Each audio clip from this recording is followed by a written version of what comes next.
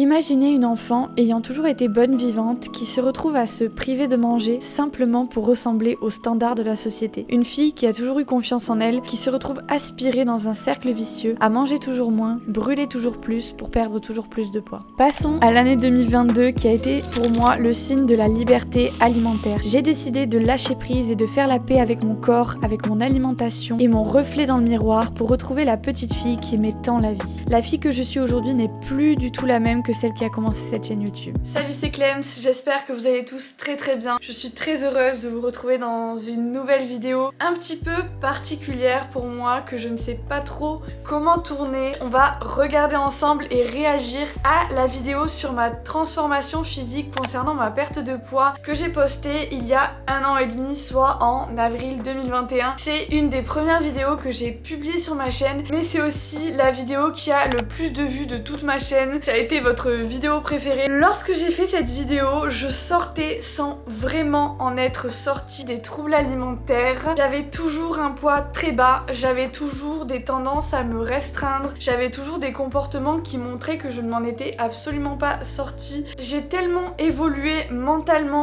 et physiquement depuis cette vidéo que je me suis dit que c'était peut-être important de faire une petite mise au point, re-regarder cette vidéo et commenter ce que j'ai dit à l'époque, parce qu'il y a certaines choses que j'ai dites qui ne sont plus du tout ce que je pense aujourd'hui. J'ai tellement changé en 1 an et demi, c'est dingue de se dire à quel point on peut changer en 1 an et demi. Et je trouve ça hyper important en fait de revenir sur certains propos que j'ai pu avoir, que ce soit pour vous montrer le chemin que j'ai parcouru, pour partager avec vous un peu plus de mon expérience au sujet des troubles alimentaires, ce que j'étais à l'époque quand j'ai tourné cette vidéo, comment je voyais ma perte de poids, ma transformation physique, et je trouve ça hyper important de faire cette petite mise au point. Donc voilà, je ne sais pas du tout comment je vais structurer cette vidéo, je pense qu'on va juste la regarder ensemble et que je m'arrêterai sur certains passages que je juge important de commenter ou non. Je suis un petit peu stressée parce que j'avoue que c'est la première fois que je reviens un petit peu sur ce que j'ai pu dire et sur mes troubles alimentaires aussi naturellement avec vous. J'espère que ça vous plaira. Si c'est le cas, n'hésitez pas déjà à me soutenir, à laisser un petit like, un petit commentaire à cette vidéo et à vous abonner à cette chaîne si ce genre de vidéo pourrait vous aider ou vous plaire. Donc cette vidéo elle m'a beaucoup été demandée concernant ma transformation, mon évolution physique en 1 an. Qu'est-ce qui s'est passé? Pourquoi ce changement de mode de vie radical? Pour ceux qui ne me suivent pas et qui ne me connaissent pas, donc il faut savoir que j'ai eu une transformation physique en 1 an où j'ai perdu, en fait je suis passée de 55 kg à maintenant 49 kg. J'ai perdu 6 kg en 1 an. Je vous mets quelques images juste ici pour que vous voyez un petit peu le changement, la transformation. Le confinement est arrivé en mars dernier et là j'ai décidé en fait de télécharger l'application Team Train Sweaty. J'avais envie de m'occuper un petit peu mes journées parce que comme on pouvait pas sortir, voilà, j'avais besoin de trouver une occupation tous les jours. Je faisais du coup mes séances tous les jours. Après j'ai aussi découvert la partie nutrition, donc là j'ai commencé à cuisiner. Alors d'abord ça a été pour me faire plaisir, pour manger des gâteaux, tout ça. Puis après ça a été des choses un peu plus saines, pour faire du bien à mon corps et essayer de chasser au maximum l'industriel. Je rebondis sur cette phrase sur chasser absolument l'industriel. Faut savoir que quand je tournais cette vidéo, je sortais, on va dire que c'était le début de ma guérison, mais je n'en étais absolument pas sortie comme je vous disais au début. Donc j'étais toujours dans cette chasse de l'industriel qui n'est plus du tout le cas aujourd'hui. J'aimerais rebondir sur cette phrase parce que je me dis que toutes les personnes qui ont pu regarder cette vidéo en voulant perdre du poids se sont dit à chaque fois qu'ils mangent un Kinder ou des céréales ou quelque chose d'industriel, c'est mauvais. Alors que ce qui compte le plus dans une transformation physique, dans un rééquilibrage alimentaire, dans un quotidien, c'est d'être flexible. Pour moi, la flexibilité, c'est ce qu'il y a de plus important dans l'alimentation, surtout quand vous n'avez aucun objectif de compétition. Et même quand vous avez un objectif de compétition, je connais plein de personnes qui sont très flexibles et qui, oui, intègrent des aliments industriels. On ne parle pas de manger que industriel, mais de temps en temps, manger industriel, ce n'est pas mauvais. Et c'est vrai que dans mes phrases, on peut remarquer que je disais, au début, je cuisinais pour me faire plaisir. Et c'est vrai que petit à petit, sans m'en rendre compte dans ma phrase, j'ai continué en disant, puis c'était pour manger des choses de plus en plus saines, donner de bonnes choses à mon corps. En soi, ces phrases-là sont très bien, parce que c'est très bien de cuisiner maison. Je prône le fait maison. Je trouve ça génial de manger sain, de manger des aliments qui font du bien à notre corps. Mais encore une fois, il ne faut pas bannir les aliments. On ne peut pas manger que sain. Qu'est-ce que c'est que manger sain, c'est manger un peu de tout, manger de manière équilibrée, sans bannir aucun aliment. Ensuite, on m'a posé une autre question. Combien de séances par semaine pour arriver à ce résultat? Donc au début, comme vraiment je m'ennuyais beaucoup, je faisais 7 jours sur 7. Donc je déconseille vraiment de faire 7 jours sur 7, ça sert à rien. Donc très rapidement, je me suis rendu compte que j'étais super fatiguée et que ça servait à rien de faire autant de sport. Donc je suis passée à 6 séances par semaine quand même parce que j'adore ça. J'ai gardé ces 6 séances et le dimanche c'est vraiment un jour de repos et c'est resté comme ça depuis, donc ça fait 1 an et demi que je m'entraîne 6 jours sur 7. Donc voilà, je précise que ça sert à rien de se surentraîner en fait. Moi je l'ai vraiment fait parce que mon corps me permet en fait de faire 6 séances par semaine et de pas être fatiguée. Je rebondis sur ce passage et c'est là que je me rends compte que dans tout ce que je dis, je me mentais toujours à moi-même. Enfin, 7 jours sur 7, c'était beaucoup trop, on est d'accord, et je m'en suis rendu compte dans cette vidéo, et heureusement parce que sinon j'aurais fait une vidéo où je disais que je m'entraîne 7 jours sur 7, mais 6 jours sur 7 c'était déjà beaucoup trop pour moi. J'étais tout le temps fatiguée et j'étais toujours en surentraînement quand je filmais cette vidéo. 6 séances par semaine c'était encore beaucoup trop pour mon corps. Mon corps n'avait pas le temps de récupérer, du coup j'étais sans cesse fatiguée et en fait je n'avais d'énergie que pour cette séance de sport où en plus de ça je ne performais absolument pas, je ne progressais pas parce que mon corps était en demande de repos pour pouvoir récupérer et pour pouvoir progresser. En fait je ne laissais aucun espace à la progression. Si je me souviens bien, j'étais à 4 séances de musculation plutôt intensive par semaine, plus 2 séances par semaine de cardio HIIT avec l'application Train Sweat HIIT. C'était beaucoup trop, surtout que j'étais à un poids qui était, on va dire, j'étais à 49 kg je crois quand je tournais cette vidéo, ce qui est beaucoup trop bas pour moi déjà. Donc je n'avais pas besoin de faire autant de cardio HIIT. Et sans m'en rendre compte, je disais que c'était la passion, que j'avais le temps de faire ces séances, mais en fait je ne m'autorisais absolument pas à rater une seule séance. Même quand je tournais cette vidéo, encore une fois, et que je vous disais ces mots-là, dès que je ratais une séance de sport dans ma semaine, je me restreignais, je doublais le cardio, je sautais des repas, je repartais dans un cycle de restriction. Je me faisais croire en fait que c'était la passion qui faisait que je faisais ce sport tous les jours, mais en fait j'en perdais carrément la passion du sport parce qu'en fait je m'obligeais quelque part à le faire et j'étais totalement angoissée à l'idée de louper une séance ou de faire moins lors d'une séance. Voilà, donc aujourd'hui je suis à 5 séances de musculation pure par semaine, c'est-à-dire qu'il n'y a absolument aucun cardio puisque je suis en objectif de prise de masse, donc je n'ai pas de cardio. Il m'arrive parfois aussi de louper 1 ou 2 séances ou même de ne pas m'entraîner pendant une semaine ou plus, et ce n'est pas un drame, je mange tout autant après, je ne me restreins pas et c'est là que je vois à quel point j'ai progressé en 1 an et demi et j'ai désormais conscience que prendre soin de son corps, prendre du repos, c'est primordial. Il faut écouter son corps, en prendre soin et surtout, ce n'est pas parce qu'on ne fait pas de sport pendant 1, 2, 3, plusieurs jours, plusieurs semaines qu'on n'a pas le droit de se nourrir et de manger et de donner du carburant à son corps, tout simplement. Donc là, j'ai fait énormément de programmes du coup de l'application encore Team Train Sweat HIIT. Donc j'ai commencé d'abord en couplant le programme Slim Cardio avec le programme Advanced Full Body. Ensuite j'ai enchaîné sur le Abs Burner que je combinais encore avec le Slim Cardio qui était vraiment mon préféré. On m'a posé la question, est-ce que tu fais du cardio tous les jours? Alors au début je croyais vraiment qu'il fallait faire du cardio tous les jours pour perdre du poids, pour sécher, pour atteindre mes objectifs, et je me suis vite rendu compte qu'en fait pas du tout. Il fallait surtout alterner en fait entre le cardio et le renforcement musculaire. Moi je conseillerais de faire comme vous le sentez en fait. Ceux qui aiment vraiment le cardio vous pouvez en faire, mais ça ne sert à rien d'en faire tous les jours, c'est pas ça qui va vous faire perdre du poids ou qui va vous faire sécher plus vite. Ça va vous faire sécher bien sûr, mais si vous en faites trop, ça va trop vous sécher et vous aurez plus de muscles. Donc si vous avez plus de muscles, c'est pas très beau non plus. Pour cette question, je me suis dit que c'était important, même si je trouve que je l'ai super bien expliqué quand même dans cette vidéo, de rebondir dessus et en parler un petit peu plus de manière approfondie sur le cardio tous les jours. À savoir qu'au début, quand j'ai commencé à faire du sport et que j'ai commencé surtout à être addict au cardio, j'en faisais absolument tous les jours. J'étais complètement obsédée par le cardio et par le fait de brûler le maximum de calories possible. Ça s'est amplifié quand j'ai eu cette montre-là, que maintenant je porte avec bienveillance et que je ne regarde pas toute la journée. Mais au début, quand j'ai eu cette montre-là et que je faisais du cardio, je comparais par exemple les jours d'avant, et si j'avais moins brûlé ce jour-là, je me rajouter du cardio pour pouvoir brûler encore plus. Donc c'est pour vous dire à quel point j'étais obsédée par ce cardio. Et c'était pas le cardio en salle, en tapis ou aller courir. Non, c'était du cardio HIIT, donc le cardio intensif. Ça te prend toute ton énergie et en faire 1 heure par jour, ça ne sert à rien. Au tout début, quand j'étais obsédée par le cardio, j'en faisais tous les jours aussi parce que l'application Train Sweat Eat, que je ne blâme absolument pas, à l'époque proposait des programmes qui mettaient beaucoup en avant le cardio, le fait de pouvoir brûler pour manger. Et ça, c'est quelque chose que j'ai totalement arrêté de croire parce que c'est faux. On peut manger sans avoir brûlé quoi que ce soit. C'est vrai que la plupart des programmes proposaient énormément de cardio, ce qui n'est plus trop le cas aujourd'hui, je crois. J'ai testé certains nouveaux programmes qui proposent un peu plus de musculation pure ou de renforcement pur sans t'assécher totalement. Je trouve que l'équilibre est meilleur maintenant que ce qu'il faisait au début. J'ai eu une période où j'ai adoré cette application, mais je sais que c'est en partie à cause de cette application quelque part que je suis tombée un petit peu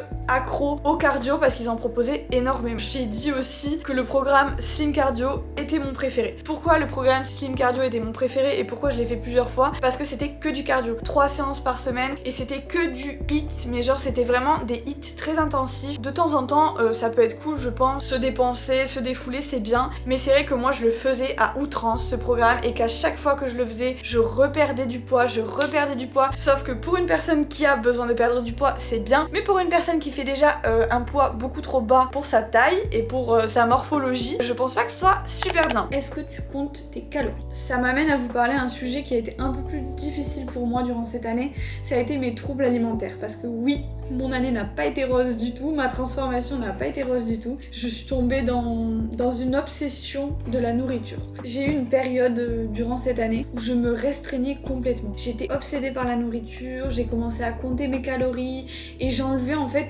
toujours plus de choses de mon alimentation, ce qui faisait que je suis tombée à un total calorique qui devait être de, je sais pas, de 1200 voire même moins, je sais pas exactement. C'était vraiment une période très difficile et je pense que les applications, elles m'ont pas aidée du tout à ce niveau-là. Je pense que le fait de compter mes calories, j'étais pas prête à ça et je ne suis toujours pas prête de compter mes calories. Est-ce que de compter mes calories? Alors je n'étais pas pour à l'époque, alors que finalement aujourd'hui, pour ceux qui me suivent, vous savez que je compte mes calories pour pouvoir justement prendre de la masse musculaire. Ouais, je me servais de ces applications de base en me basant déjà sur ce qu'ils écrivaient sur les personnes de base, ce qui est toujours beaucoup trop bas, on peut le dire, hein. Toutes les applications de comptage de calories, elles te mettent qu'il faut manger 1200 calories alors que tu te dépenses énormément et que tu devrais en manger finalement 2000 pour te maintenir. Enfin bref, tout ça pour dire que à ce moment-là, c'est vrai que j'étais pas pour le fait de compter mes calories parce que je m'en étais servi à l'époque pour manger toujours moins. Aujourd'hui, je suis prête et ça fait déjà presque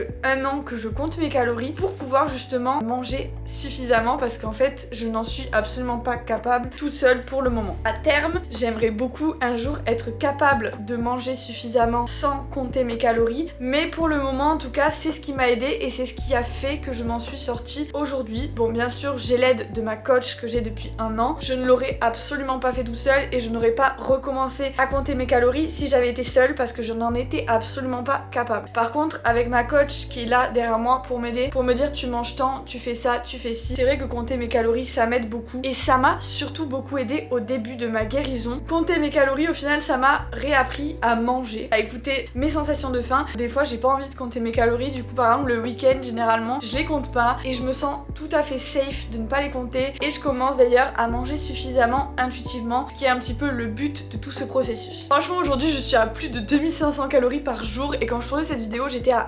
1400-1500. Franchement, c'est dingue à quel point en 1 an et demi, ma vision de l'alimentation a changé. J'étais consciente quand je filmais cette vidéo que j'avais un problème avec l'alimentation, mais je pense que je croyais que je m'en étais sortie et que c'était genre la fin de ma guérison alors que c'était le tout début de ma guérison. J'avais certes repris 2-3 kilos, mais je me restreignais toujours, j'avais toujours des crises alimentaires, je buvais toujours pas d'alcool parce que je considérais ça comme des calories vides, je ne profitais toujours pas de tous les moments avec ma famille quand j'allais chez ma famille. Je pourrais dire en fait que j'en suis sortie et encore parce que je pense qu'on n'en sort jamais vraiment que depuis cet été. J'ai senti que quand je suis allée en France et que j'ai eu 1 mois et demi de liberté et d'alimentation intuitive sans rien compter, j'avais aucune pression sur manger dehors, sur manger tous les jours un gâteau. Vraiment, c'était un bonheur absolu et je pense que c'est que maintenant que je suis capable au final de parler de mes troubles alimentaires, d'avoir un regard en fait sur ce que je disais à l'époque. Durant cette période-là, je ne m'autorisais aucun plaisir. Vraiment, je mangeais que des choses saines, mais vraiment pas assez en quantité. Et du coup, ce qui m'a amené aussi à faire des gros craquages. C'est-à-dire que je faisais en gros le week-end, si je mangeais gras, je ne pouvais pas m'arrêter. C'est-à-dire que si j'étais invitée à un anniversaire et qu'il y avait un gâteau d'anniversaire, je prenais du gâteau jusqu'à en avoir mal au ventre, jusqu'à la limite vomir en fait. Et c'était horrible, j'avais vraiment une impossibilité en fait de m'arrêter de manger. Pendant toute la semaine, je m'étais privée. Du coup, en fait, il y a tout qui retombait et je mangeais jusqu'à en avoir super mal au ventre. Et bien sûr, le lendemain, je culpabilisais. En fait, je culpabilisais dès le moment même où je mangeais. Je culpabilisais et le lendemain, je faisais 3 tonnes de cardio. Je me restreignais, c'est-à-dire que je sautais le petit déjeuner même si j'avais faim. Toute la journée, j'enlevais les glucides. À cette période-là, je suis tombée à 46 kilos. C'est dingue de revoir ces images et de me souvenir un petit peu de tous ces moments-là que j'ai eu, de toutes ces crises alimentaires que j'avais tous les week-ends, plusieurs fois par semaine parfois. À l'époque, je ne me rendais absolument pas compte de l'impact que ça avait sur ma vie. Je me souviens qu'à l'époque de mes gros craquages, parfois le gâteau d'anniversaire ne me plaisait pas. C'était pas quelque chose que j'aimais de base. Par exemple, c'était au caramel et je suis pas fan des gâteaux au caramel. Et j'en prenais quand même jusqu'à me donner mal au ventre. Je m'étais tellement privée en fait que je me disais c'est impossible que je mange pas ce gâteau d'anniversaire qui est devant moi. J'ai le droit ce soir de le manger. Donc en fait, je vais en manger 1, 2, 3 parts en fait jusqu'à avoir mal au ventre parce que demain, je n'aurai pas le droit d'en manger et qu'après pendant une semaine, je vais pas avoir le droit d'en manger. Si vous avez ce genre de craquage, ce n'est absolument pas normal. Ce n'est pas normal de ne pas savoir s'arrêter de manger. Alors moi, j'ai toujours été une bonne vivante. Les excès alimentaires, j'en fais. Mais en fait, c'était absolument pas un excès alimentaire de bonheur et de plaisir. C'est-à-dire qu'à la fin de cet excès, généralement, je pleurais, je fondais en larmes. Enfin, j'étais pas fière de moi. En fait, j'avais honte de moi-même. Et j'avais honte en fait de m'être gavée à ce point-là. En fait, c'était un cercle vicieux parce que le restant de la semaine après, je me privais à cause de cet excès que j'avais fait juste avant. Mais j'allais refaire un excès le week-end d'après parce que justement, je me reprivais. Là, dans cette vidéo, je dis que je me faisais plaisir tous les jours. Mais c'est que maintenant, aujourd'hui, que je peux dire que je me fais plaisir absolument tous les jours. Les recettes à l'époque que je faisais, je ne les mangeais pas. C'était mon chéri qui les mangeait. Je ne m'autorisais même pas à goûter la pâte des gâteaux. Très sincèrement, même aujourd'hui, en comptant mes calories, je goûte la pâte des gâteaux, je profite des gâteaux. Parfois, j'estime parce que j'ai la flemme de compter. Ne vous laissez pas avoir avec ce système de restriction tout le long de la semaine pour profiter un jour dans la semaine. Il n'y a rien de mieux que de vivre sa vie tous les jours correctement et de tous les jours s'autoriser ce qu'on aime manger. Ça veut pas dire forcément manger que du gras, que des hamburgers, que des pizzas, mais ça veut dire que si vous avez envie de chocolat tous les jours pour le dessert, vous privez toute la semaine, ça va que vous faire du mal toute la semaine, vous restreindre toute la semaine et vous rendre mal toute la semaine pour après vous jeter sur la chose dont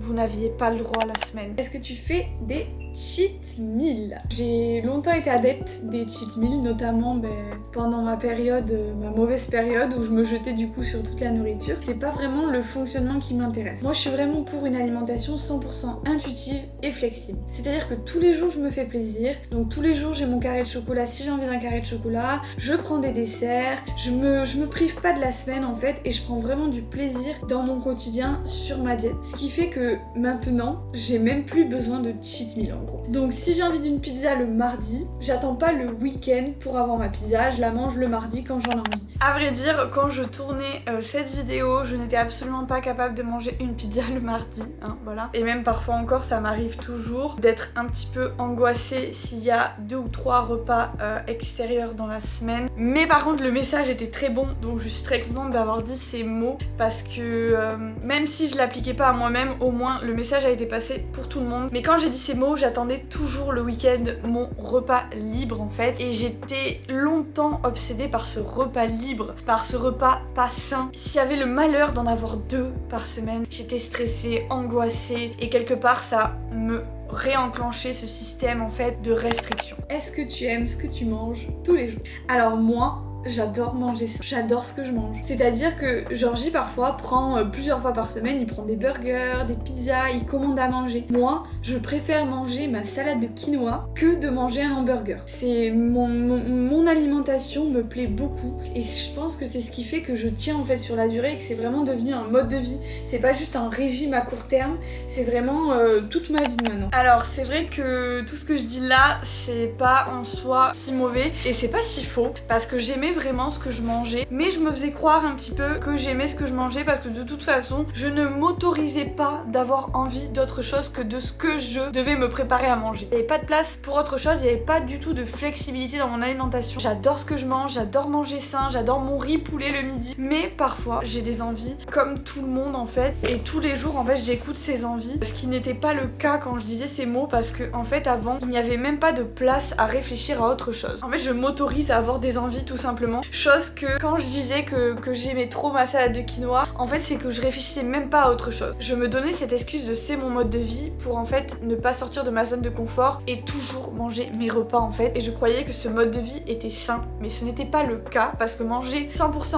healthy, ce n'est pas être flexible, ce n'est pas équilibré, et le fait d'être sain et d'avoir une alimentation saine, c'est d'avoir de l'équilibre, d'avoir des sorties entre amis si vous aimez sortir entre amis, d'avoir des pizzas si vous aimez les pizzas, mais aussi d'avoir du sport, mais aussi d'avoir votre jus de carotte, d'avoir vos brocolis, votre poulet, et d'avoir aussi, c'est ça, manger sain, c'est l'équilibre. Comment s'organiser en cas de voyage ou d'imprévu. Donc ça c'est une situation qui m'arrive assez souvent parce que comme j'habite en Bulgarie, mais quand je viens en France, j'habite chez ma famille, chez ma mère, donc je suis obligée de m'adapter et de changer un petit peu en quelque sorte ma diète. Je me dis dans tous les cas il faut profiter, il faut quand même savoir profiter des moments avec sa famille. Donc là je mange comme ma famille. Des fois je cuisine pour leur montrer mon mode de vie et mes recettes. Donc ça c'est super cool. Et voilà, je m'adapte un petit peu. Avant c'est vraiment le genre de situation qui m'angoissait. Je me disais avant d'aller chez mes parents, je me disais mais comment tu vas gérer ça? Tu vas prendre du poids, tu vas perdre tous tes résultats. Je n'ai jamais perdu mes résultats, au contraire ça a relancé mon métabolisme à chaque fois. Et puis il faut savoir que je garde toujours mon rythme de sport, je fais toujours 6 jours sur 7 même quand je suis chez ma famille. Pour vous dire la vérité, déjà rien que la dernière phrase, bon c'est arrêté, ça m'angoisse un petit peu. Oui, je faisais toujours 6 jours sur 7 d'entraînement alors que j'étais en vacances chez ma famille. Tout ce que j'ai dit dans cette réponse là, à l'époque c'était totalement du mensonge envers moi-même, puisque 4 mois avant, j'étais à mon poids le plus bas, j'étais allée chez ma famille en vacances. Je ne mangeais pas exactement comme ma famille. Il y a que maintenant, depuis l'été dernier, là où vraiment je me suis autorisée à manger exactement ce qu'ils mangent, même si parfois je me rajoute des protéines. Tout ce que je disais était faux. Je me levais à 6h du matin avant tout le monde pour aller faire mon cardio dans le jardin pour être sûre de ne pas louper ma séance. En fait, je me réfugiais en fait dans le sport pour me dire si tu fais ton cardio, tu prendras pas de poids, donc tu peux manger un peu plus. Donc oui, je mangeais un peu plus gras. Ça m'arrivait de manger raclette ou quoi. Et même pendant les raclettes, si je me souviens bien, par exemple, j'adore la charcuterie et là j'en mangeais pas. Aux apéros, j'adore le saucisson, je ne touchais pas le saucisson. Je ne buvais pas d'alcool. Vraiment, il y avait rien qui n'était du plaisir et de la flexibilité. Tout était une angoisse. C'est-à-dire que quand j'y allais, j'angoissais tellement à l'idée de reprendre du poids, à l'idée de manger gras et de ne pas manger les choses que j'ai l'habitude de manger, que j'étais mal. J'étais mal tous les jours. Ça me fait mal de repenser à ces moments-là parce que j'ai aussi fait mal à ma famille quand ils m'ont vu comme ça. Ils ne comprenaient pas. Et je comprends maintenant pourquoi ils ne comprenaient pas et pourquoi ils me disaient mais Clémence tu exagères. Mais c'est vrai qu'à l'époque je ne voyais pas tout ça. Et même là en me disant ces mots, j'ai voulu être bienveillante envers vous. Mais au fond de moi, si je me souviens bien, je savais que je n'en étais pas sortie du tout. Et je savais très bien que ce que je disais c'était faux. Et que quand j'allais chez ma famille, je me restreignais toujours. Depuis cet été, comme je vous disais, vraiment quand je vais chez ma famille, je profite beaucoup. Je suis partie pendant presque 2 mois. Je me suis pas entraînée pendant des semaines. J'ai pas mangé comme je mange d'habitude pendant des semaines. Et j'ai adoré. C'est là que je me suis retrouvée quelque part, que j'ai retrouvé la petite fille que j'étais à l'époque, qui aimait manger, qui aimait la vie tout simplement, qui aimait profiter. J'ai toujours été quelqu'un qui aime profiter et je trouve ça triste que pendant 2 ans en fait j'ai loupé tous ces moments de vie et je culpabilise beaucoup parfois que j'ai sacrifié tous ces moments, toutes ces sorties, tous ces moments de bonheur et de vie juste parce que j'avais cette obsession de manger sain. Mais je sais très bien que